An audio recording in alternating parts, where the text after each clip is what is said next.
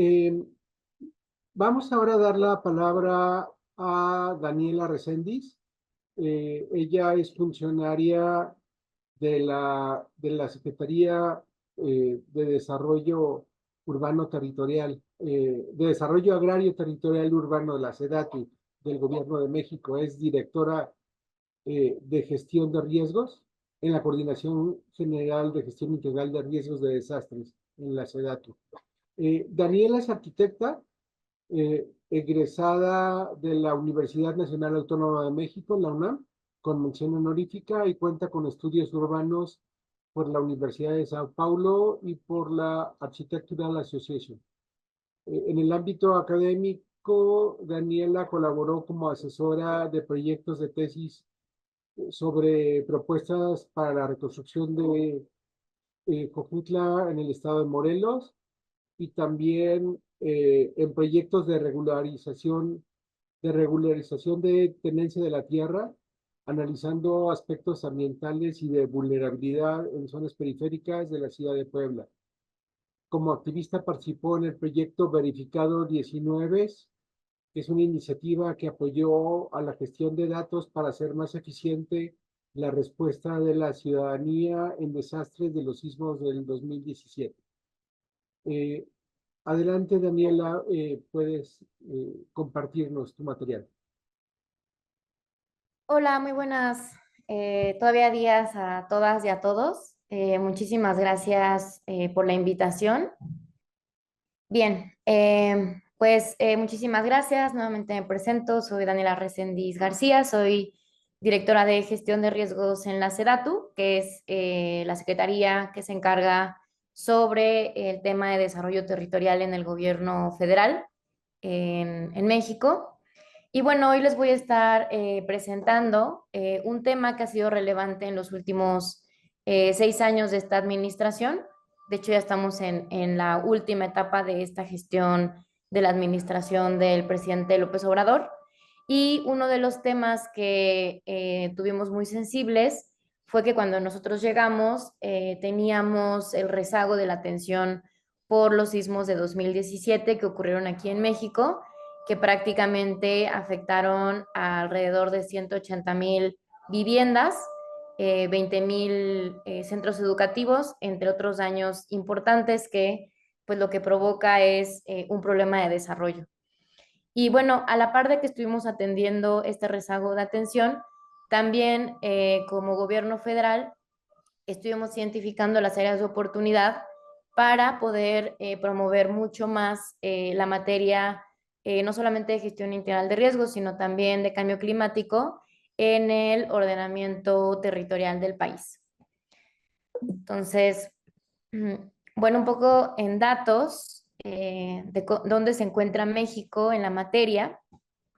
un poco compartirles que de los últimos 24 años, México, por desastres tanto hidrometeorológicos, geológicos o inclusive climáticos, han sido afectados más de 14 millones de personas y hemos tenido pérdidas importantes en los últimos años que van alrededor de los casi 80 millones de dólares. Además, algo importante pues es el tema de fallecimientos con respecto a la mala gestión de los desastres en estos años, en los cuales ha provocado alrededor de 2,000 fallecimientos, es decir, un promedio de 99 personas fallecidas cada año.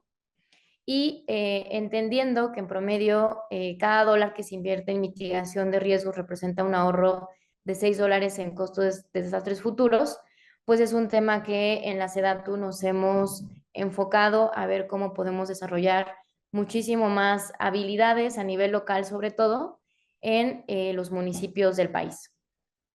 Y bueno, uno de los proyectos que este gobierno emprende como incluso uno de los compromisos ante el Acuerdo de París, dentro de los acuerdos de México, es el desarrollo de una norma oficial mexicana, que en este momento es la norma oficial mexicana 006 de SEDATU, en el cual prácticamente lo que se señala, y ahorita les voy a comentar un poco más, es la obligatoriedad o la regulación de la obligatoriedad de incorporar análisis de riesgo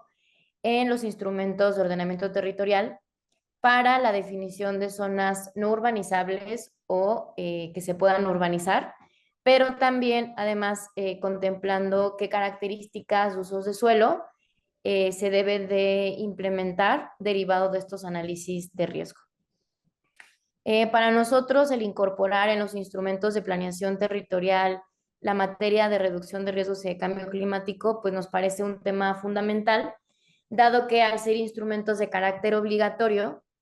eh, a lo mejor no como lo que antes eran los atlas de riesgo en México, que eran de carácter voluntario y que incluso muchos de los instrumentos de planificación territorial no tomaban en cuenta esta información de los atlas de riesgos. Ahora que se incorpora esta variable de la obligatoriedad, lo que repercute es que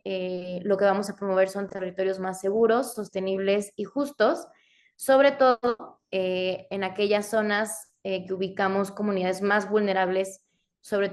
todo en términos sociales, pero que además son más vulnerables en términos físicos, ¿no? Que normalmente en México coinciden estas dos variables en términos territoriales.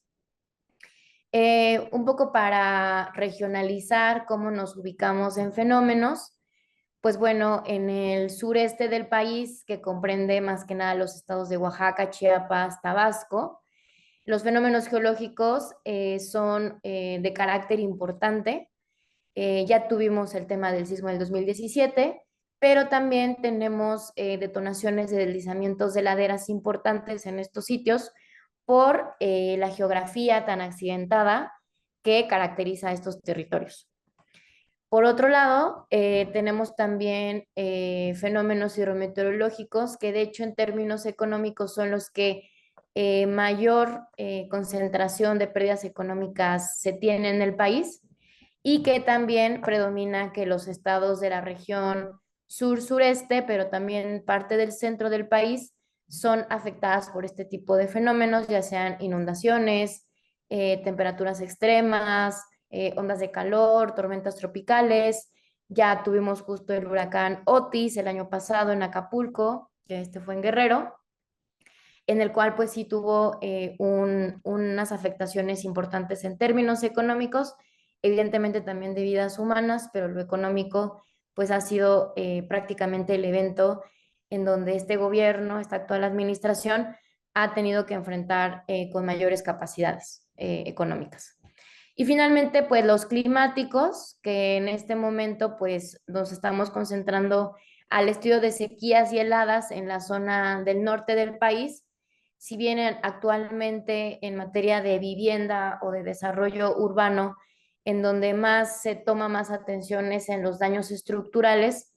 ya estamos identificando que es importante reflexionar sobre otro tipo de fenómenos que todavía no se emergen con declaratoria de desastre, sino se quedan todavía con una declaratoria de emergencia hacia fenómenos climáticos como la sequía y las heladas o las ondas de calor, en los cuales estamos identificando que sí empiezan ya a detonarse desastres derivados de muertes de personas en esa región, que a lo mejor en términos epidemiológicos llegan como un tema de un golpe de calor o una hipotermia, pero que derivan de tal vez, o más bien seguramente, de una mala planificación en ciertos territorios que no contemplan este tipo de riesgos. Y bueno, también algo que antes de profundizar en la norma 006 de SEDATU, que está próxima a su publicación y que este año entrará en vigor, este ejercicio de la norma también parte de entender por qué en México aún seguimos rezagados en materia de prevención. Creemos que en materia correctiva tenemos muy buenos instrumentos desde el Sistema Nacional de Protección Civil, cómo se atiende una emergencia, cómo se atiende un desastre, pero nos falta afinar la parte preventiva como una política pública nacional. Y esto derivó mucho de los ejercicios para la atención de desastres que tuvimos en la SEDATU. La SEDATU se dedica sobre todo al sector de vivienda y en su momento ya actualmente no, pero también al sector de vías primarias, es decir, caminos. Y lo que observamos en estos años, del 2019 al 2024, es que muchas de estas zonas que fueron afectadas por diferentes tipos de desastres, prácticamente pudieron evitarse muchos de estos temas si hubiese habido una mejor planificación del territorio. Actualmente la SEDATU lo que también está realizando es un inventario nacional de zonas de riesgo con este tipo de información que tiene que ver sobre qué riesgo o riesgos han sido afectados en estas zonas, cuál es su nivel de riesgo, en qué etapa de atención de acuerdo a las fases de la gestión integral de riesgos está, cuáles son el número de viviendas que se han atendido, las que están pendientes por atender y las que están potencialmente pendientes por atender, que a lo mejor todavía no se están viendo afectadas, pero que el riesgo o la amenaza sí está incidiendo en ciertos territorios. ¿Cuáles son, además de la vivienda, los sistemas expuestos? Entendiendo que la SEDATU no solamente atiende el tema de vivienda, sino también atiende un tema de infraestructura y de equipamiento y la situación socioterritorial, ¿no?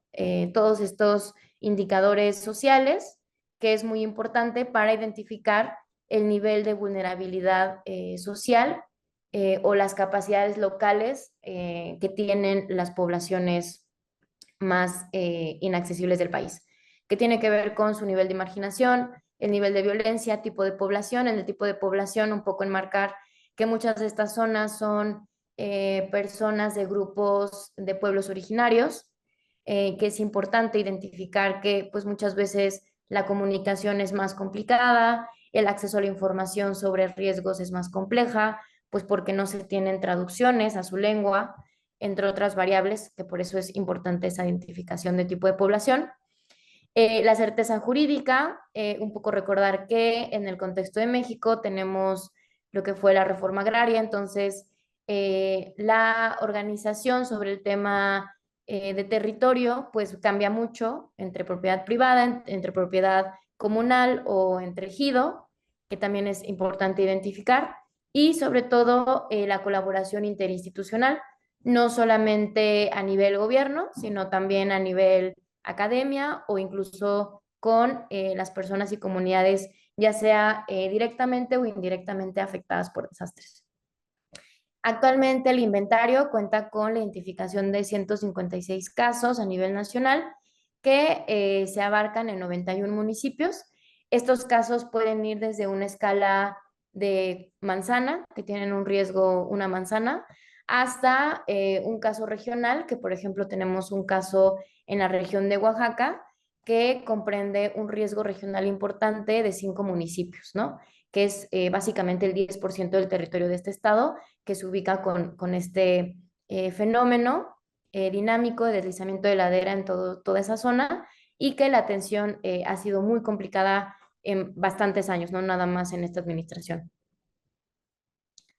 Y bueno, ahora sí me voy a adentrar a la norma, que creo que es lo que más puede aportar a este tipo de mesas y diálogos,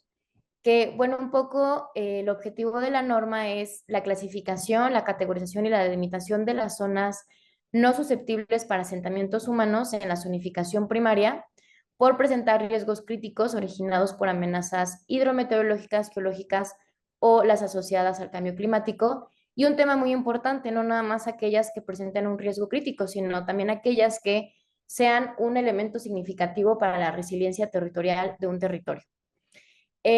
Voy a pausar un poco aquí para ejemplificar qué es la zonificación primaria dentro de un instrumento de desarrollo urbano de ordenamiento territorial aquí en México. La zonificación primaria es la primera fase de modelo territorial en el cual se señala cuáles son aquellas áreas que ya están urbanizadas, cuáles son aquellas áreas que no se pueden urbanizar por diferentes motivos y aquellas que tienen un potencial de crecimiento. Esta norma se concentra específicamente en estas dos últimas categorías, en las cuales no pueden ser urbanizadas y cuáles pueden ser urbanizables, pero probablemente con alguna restricción derivado de los análisis de riesgo. El campo de aplicación de esta norma justo es en los instrumentos de planeación del Sistema General de Planeación Territorial, emitidos por el gobierno federal o aquellos que sean emitidos por las entidades federativas, municipios o demarcaciones o alcaldías de la Ciudad de México. Es decir, esta norma, por tener un carácter nacional, se vuelve obligatorio para los diferentes niveles de gobierno. y específicamente quienes tendrán la obligatoriedad de que esta norma se aplique son aquellos funcionarios públicos que tienen a su cargo, digamos que la responsabilidad de revisar que los instrumentos de planeación pues estén técnicamente bien elaborados y pues fungan su función de tener cada vez territorios más sostenibles, justos y resilientes. El principio de la norma es justo empezar a identificar esta clasificación de áreas no urbanizables. Si bien en México tenemos muchas guías, lineamientos, convenios internacionales y leyes que están ahí identificadas ciertas áreas que es mejor no urbanizar, lo que hace esta norma es, digamos que homologar o poner en una misma normatividad cuáles son esas áreas para que a la persona que haga instrumentos de planeación pues sea muchísimo más fácil ya como tal esta clasificación de manera normativa. Y en esta primera parte de la norma señalamos 4 tipos de clasificaciones. Aquellas que presenten un riesgo crítico por alguno de los riesgos señalados tanto por el CENAPRED, que es nuestro Centro Nacional de Prevención de Desastres, o el INEC, que es nuestro Instituto Nacional de Ecología y Cambio Climático.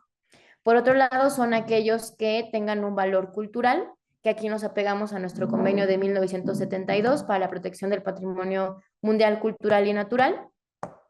y que está regido por la Secretaría de Cultura a nivel nacional. En el tercer punto serían aquellas áreas que presenten un valor ambiental importante, que esto está regido por nuestra Ley General de Equilibrio Ecológico y Protección al Ambiente y que está regularizado por la Semarnat. Y finalmente, esta es una nueva categoría que se abre, que es aquellas zonas que sean un elemento significativo para la resiliencia territorial, que aquí nos apegamos a nuestra misma ley, la Ley General de Asentamientos Humanos, Ordenamiento Territorial y Desarrollo Urbano, en el artículo 9, que es importante la protección de dunas, playas y algunos otros elementos en el ámbito del desarrollo urbano. Y bueno, aquí está la clasificación más desarrollada, no voy a profundizar mucho, esto se basa mucho en lo que nos señala el CENAPRED, cuáles son los riesgos por fenómenos geológicos, los riesgos por fenómenos hidrometeorológicos y los riesgos por cambio climático, que en esta última, además de apegarnos a lo que nos dice el Instituto Nacional de Ecología y Cambio Climático, también nos apegamos a los últimos reportes del IPCC, que es el Panel Intergubernamental de Cambio Climático, en su capítulo de impulsores de impacto climático, que ya tiene una categoría de cuáles son los fenómenos relevantes a estudiar para ciudades, ¿no? Ciudades y ámbito de asentamientos humanos. Entonces, bueno, son todos estos. Y solamente aquí recalcar que si bien muchos de estos fenómenos se parecen a los hidrometeorológicos, sobre todo y algunos a los geológicos, la forma de modelarlos o de caracterizarlos es diferente, derivado a que muchos de los fenómenos geológicos e hidrometeorológicos parten por periodos de retorno y el tema de cambio climático, como todos sabemos, más bien es una tendencia que va hacia la alta y que muchos de estos datos pues no existen porque simplemente estos escenarios climáticos no habían existido por lo menos en esta época humana, ¿no? Probablemente sí en algunas otras eras geológicas, pero no en la nuestra. Entonces los datos existentes, al ser pues un tema más amplio en términos de temporalidad, los datos humanos probablemente solamente nos sirvan como una referencia y aquí más bien nos vamos a efectos tendenciales. Y bueno, algo relevante es que en la normatividad nacional se van a agregar los temas de análisis de islas de calor, los temas de radiación, los temas de contaminación atmosférica, entre otros que no se habían identificado en algún otro instrumento. Bueno, aquí un poco para presentarles cómo va la otra fase de la norma, que es, si recordamos, el objetivo es clasificación. Una vez que se clasifican o que se norma cuál es esta clasificación, cómo se caracterizan estas zonas. Y este es el mínimo procedimiento de caracterización por fenómeno que se solicita que esté en los instrumentos de planeación, que pues nos apegamos totalmente a los lineamientos del CENAPRED, que en su momento también se apegaban a los atlas de riesgo que también desarrollaba la SEDATU, pero que no eran de carácter obligatorio. Y bueno, en el caso de cambio climático, este es un tema interesante porque lo que estamos solicitando es que podamos construir diferentes escenarios de impacto. Tenemos escenarios tendenciales, contextuales y estratégicos de baja, mediana o alta resolución. Y un poco para ejemplificar que es un tendencial, contextual y estratégico, los tendenciales, por ejemplo, son aquellos que tenemos en los modelos del IPCC, incluso en su página oficial, que su medición es por píxeles, ¿no? Todo el tema de cambio climático va a ser sobre todo por píxeles, pero un ejemplo es que un píxel en estos modelos tendenciales, por ejemplo, abarcan toda la Ciudad de México, ¿no? Entonces, a nivel urbano o de desarrollo urbano, pues no son datos que sean tan relevantes para la toma de decisión en materia de adaptación o cambio climático. Los contextuales ya nos ayudan un poco a tener mayores definiciones de píxeles, baja un poco más o más bien sube más la resolución y además se incorporan otro tipo de indicadores, no solamente el peligro por cierto tipo de fenómeno por cambio climático, sino también cuál es el contexto, ¿no? De las ciudades, qué tipo de gobernanza tenemos, cambios tecnológicos, etcétera. Y los estratégicos, los que son más ideales para el mejor diseño de asentamientos humanos, pues son los estratégicos, en donde aquí incluso ya empezamos a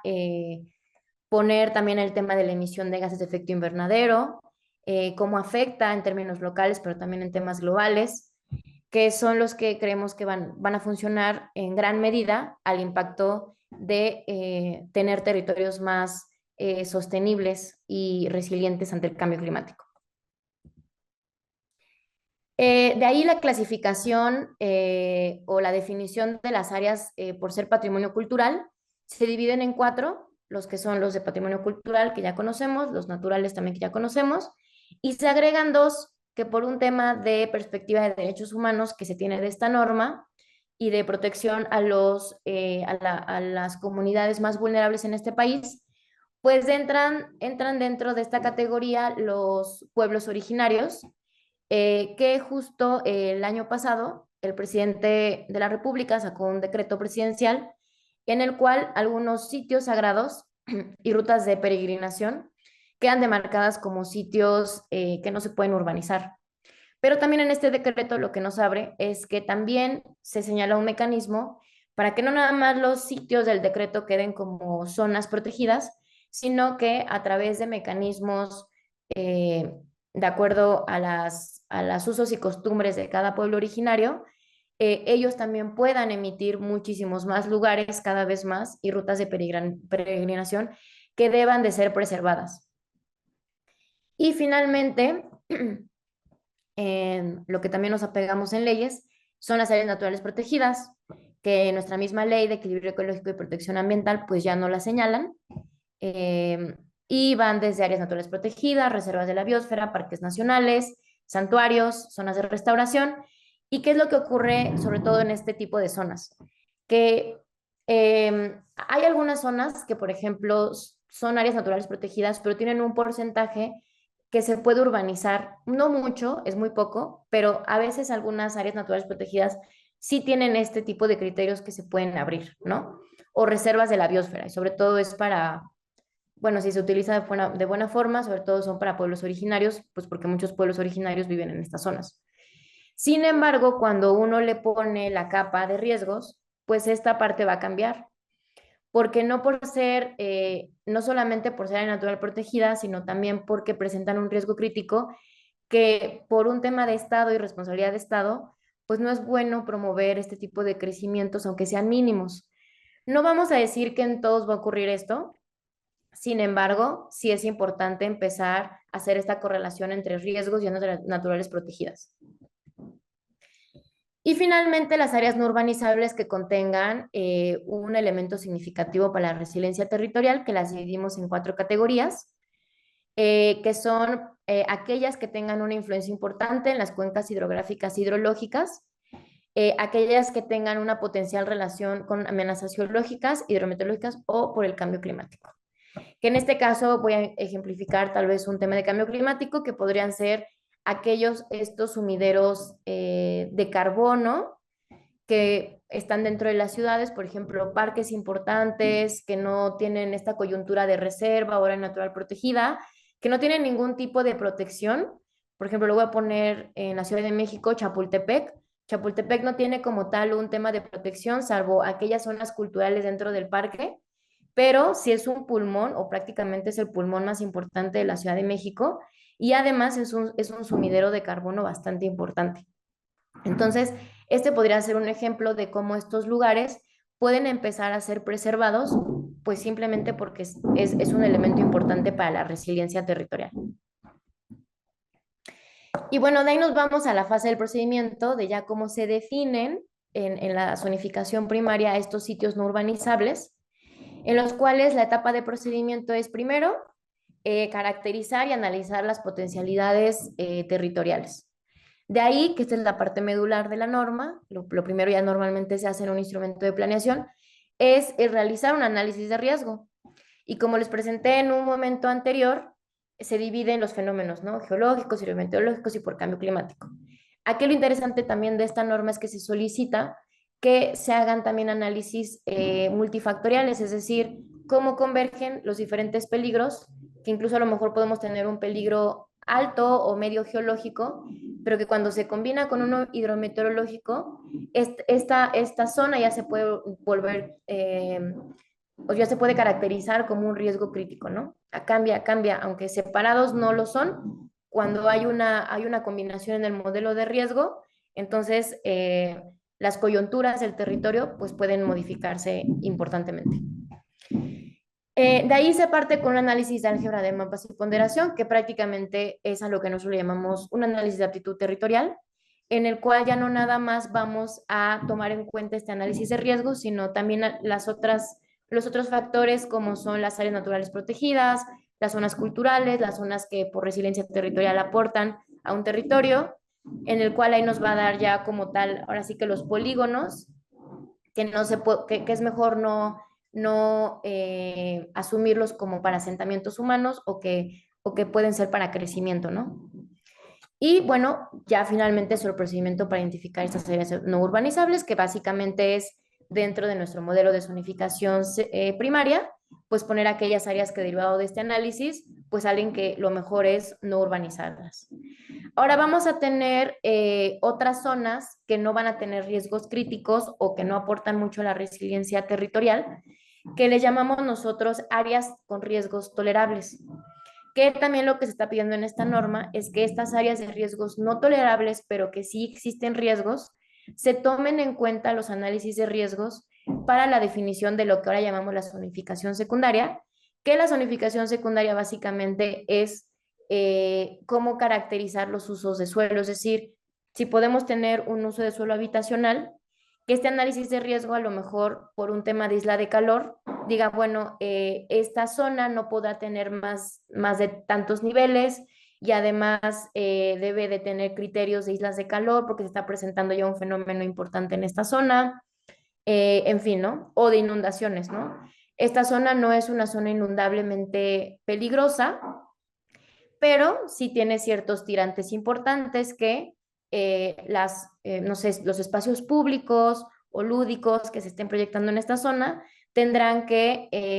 tomar en cuenta esta información para su diseño, ¿no? O desfogue o que no lo aumente incluso, ¿no? Porque luego hay obras de infraestructura sobre todo que a veces en lugar de aportar, sobre todo a inundaciones, pues más bien aumentan incluso o inciden porque tal vez no se tomó en cuenta de manera a nivel de Cuenca, cómo podría reaccionar esa obra pública.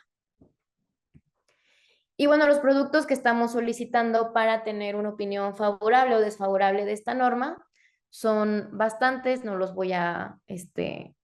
pues no los voy a leer todos, pero creo que lo importante de estos productos es señalar que los análisis de riesgo, también lo que estuvimos identificando en los atlas de riesgo que se entregaban es que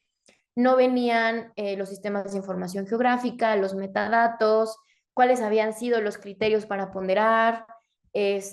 cómo había sido la ponderación, o sea, este tema de cómo calibras un modelo y cómo justificas de manera técnica pues una zonificación de riesgo, ¿no? Entonces, esa es la parte creo que más importante y que de ahí estos datos que son geoespaciales se van a tener que compartir con la SEDATU y básicamente lo que estamos haciendo es que el instrumento de ordenamiento territorial o desarrollo urbano lo estamos ocupando como un vehículo de un instrumento de carácter obligatorio que lo que va a empezar a proveer es información geoespacial de manera importante para los territorios, que en algún momento tal vez a lo mejor vamos a tener, o más bien no tal vez, la idea es que este impacto de esta norma en algún punto de mediano plazo pueda tener información suficiente, no sé, por ejemplo, de la península de Yucatán, que es una zona importante que siempre es muy afectada por huracanes, que tal vez al tener cada vez mayor información local, porque sí tenemos información nacional, se tomen mejores decisiones para obras de infraestructura o para crecimientos urbanos. Y bueno, justo este engranaje de cómo vamos a implementar la norma, pues primero partimos de que se publique la norma, que su publicación, pues quiero comentarles, afortunadamente va a ser en julio de este año y su aplicación ya va a ser a partir de septiembre de este año. De hecho, el primer caso que estamos abarcando de escala metropolitana es el caso de Acapulco y de Coyuca por el tema del huracán Otis, en el cual aquí lo que queremos hacer es que haya un plan parcial de desarrollo urbano que ya contemple el mecanismo de la norma. De ahí se está elaborando una guía de implementación, un curso de capacitación y la norma va a tener una difusión importante a nivel nacional. Además de estos tres temas, para la implementación de la norma, se está realizando una herramienta geoespacial en el sistema de información territorial y urbano de la SEDATU, que es prácticamente como pues, un sistema de información de manera general de la materia. Y lo que se va a hacer aquí es una plataforma digital que automatice la realización de análisis de riesgo de acuerdo a lo que señala la norma 006 de SEDATU. Esta herramienta es sostenible, derivado que la actualización no vamos a quedar a expensas de una empresa o del consultor que nos está apoyando, sino la actualización se va a capacitar a través de funcionarios públicos de la SEDATU, en el cual va a tener un dinamismo ya esta plataforma, ¿no? Que es lo que también hemos estado evaluando en términos teóricos, que pues el riesgo no es estático, sino es dinámico y estos datos, pues entre mejor pulidos estén, pues mejores tomas de decisión podamos tener en territorio. Esta herramienta incluso hay una muy parecida que ya se usa para el Banco de México, para el tema de inversiones, y en la Secretaría de Agricultura del Gobierno de México, sobre todo por el tema de cambio climático, que si bien ustedes saben, todo el tema de agricultura aquí en México y supongo que a nivel internacional, pues es un tema que tiene una problemática importante con la crisis climática. Esta herramienta también lo que identificamos es que va a estar acumulando información que nos vaya ayudando a identificar proyectos prioritarios de reducción de riesgos y de mitigación y adaptación al cambio climático con evidencia técnica, ¿no? Que es lo que normalmente también estamos identificando para acercarnos a financiamientos sostenibles a nivel internacional con los bancos centrales, que en este caso nuestra banca es Banobras, que lo que piden mucho estos financiamientos sostenibles es que tengamos una justificación técnica buena para de ahí partir si el proyecto que se está promoviendo pues iba a tener un impacto positivo en materia sobre todo de cambio climático y que no lleguemos a proyectos que no son voluntarios, sino que esto se les llama los proyectos de mala adaptación, que a lo mejor al no tener toda una visión técnica de cómo iba a repercutir esa obra o esa medida física o no física, pues en realidad no solamente no estás aportando a la crisis climática, sino que tal vez incluso está empeorando, ¿no? Entonces, bueno, pues básicamente esta es la idea, este engranaje de lo que, pues seguramente en esta administración lo que nos dio tiempo fue a diseñar cómo podía ser el mecanismo de implementación y ya le tocará a la siguiente administración ahora sí la parte de implementación y empezar a ubicar estos proyectos estratégicos a nivel nacional. Pues muchísimas gracias por el tiempo y espero que haya preguntas al respecto y poder contestarlas. Muchas gracias. Muchas gracias, Daniela. La verdad es que es muy interesante esto que nos compartes del trabajo que han venido realizando para construir esta norma de gestión integral de riesgo de desastres. Me parece, nos has dado esta visión eh, desde dónde parte el tamaño del reto que se tiene en la región para la prevención de estos riesgos y de los instrumentos que desde 2021 se han venido publicando por parte del Gobierno de México como lineamientos para que eh, los gobiernos locales puedan adoptarlo. Desde Fidesur, en 2020-2021 hicimos un inventario de los planes de desarrollo urbano en las ciudades de la región y encontramos un grandísimo rezago tanto en el marco legal a nivel de los estados como en la publicación de instrumentos actualizados en materia de desarrollo urbano. Eh, Después de conocer todos los lineamientos y normas que está publicando la SEDATU de 2021 a la fecha, queda la duda de decir, ¿cómo es que estos materiales estarán eh, canalizándose para que los gobiernos locales, las ciudades, asuman esta responsabilidad de actualizar sus instrumentos de planeación territorial, sus instrumentos de desarrollo urbano, de manera que podamos ejercer esa responsabilidad